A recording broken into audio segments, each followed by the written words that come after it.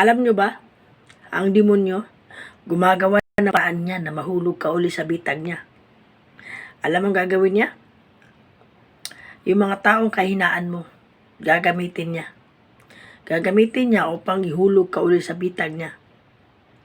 Lahat ng sarap at pakiramdam na medyo okay at komportable ipaparamdam niya sa'yo. Yung tipong maramdaman mo na dito pala ako masaya. Bubulagin ka ng demonyo. Iikutin ka ng demonyo hanggat mahulog ka sa bitag niya. Alam nyo guys, tayo mga tao, mahilig tayo sa mga bagay na hindi naman dapat importante. Mahilig tayo maniwala. Mahilig tayong makisabay. Makisabay sa uso kahit hindi naman totoo. Ang demonyo lahat gagawin ng panginintal. Distract sa buhay natin. Mapasa kanya lang tayo. Alam mo yung tipong alam niya na ikaw mismo ay tagasunod ng Diyos. Ikaw mismo kinuling ni God. Hindi siya papayag na mapasa Diyos ka. Gagawa at gagawa ng paraan ng demonyo na makuha ka niya. Alam nyo guys, lahat ng bagay gagawin ng demonyo, mahila ka lang niya sa impyerno. Yun ang dapat natin paglabanan. Sa totoo lang guys, di natin kaya yun.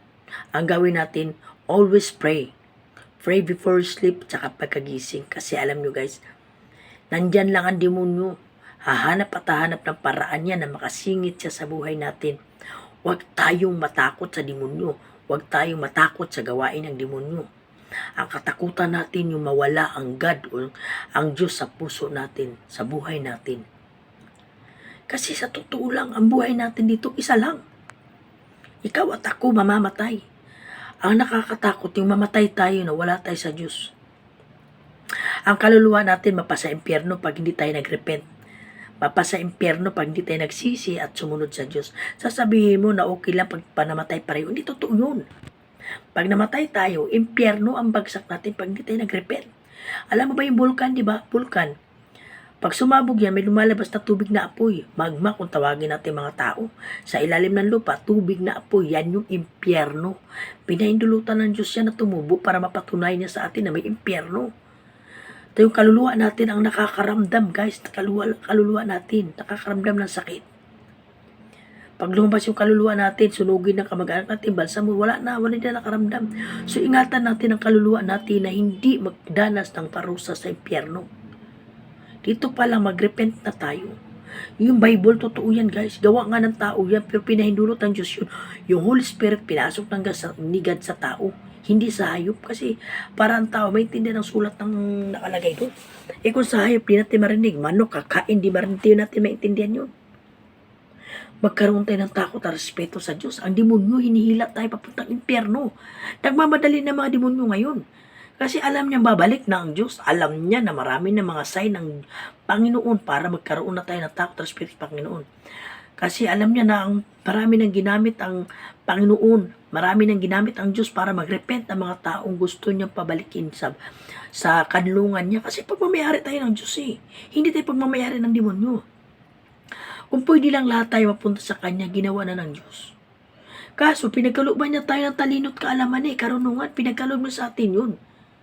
Yung meron tayo, halos na to, ang katumbas na ng buhay na natin ay kalahati, 1/4 na ng buhay niya. Yung halos kabuhay niya, inalay niya sa atin. Naintindihan niyo ba? Pinagkalooban niya tayo talino't kaalaman para magdesisyon kung saan natin gusto, sa tama o mali. Masakit man sa pakiramdam niya, wala, pero hindi niya tayo pipigilan kasi gano'n niya tayo kamahal. Kung ayaw natin sa Kanya, wala siya magawa. Hindi niya tayo pipilitin.